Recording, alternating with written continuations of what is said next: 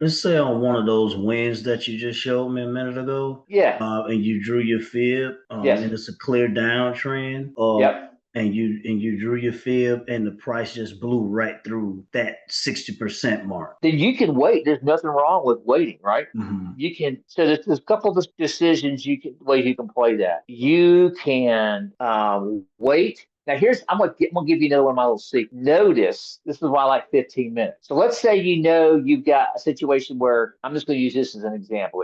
Well, actually, this may be better right here. Let's say let me find a better. I'm gonna give you an example. This might be a better one right here. Okay, yeah, this is good. So you notice we're in a kind of a steady uptrend, right? Okay. Pay attention to these 15-minute candles that start the move of each run, right? Because what you'll get, let's see, this it's like this is your best one right here, is you'll see retraces that give you a window to get in. See that right there? Hmm. So, but the key is you've got kind of had one here too. Once you see it come up like that, and you particularly got a good 15, like say how this good 15 pivot like that, you can set. Now, you can see price never came down and tapped it, but a lot of times I'll Right. see price come in and tap it and go. Hmm. So what you want to see this steady pattern first. But if you see one and then you see a strong move up on it, you need to keep like set an alert or something because there's probably going to be an opportunity to get in at that pivot point. Okay. And you can kind of see it happen right here too on the New York session. See, I kind of came up and Right. boom. Hmm. So So that is could that be considered supply and demand? That right there on the New York it's what I call support and resistance. It's support and resistance? really Okay. it's what you're looking at is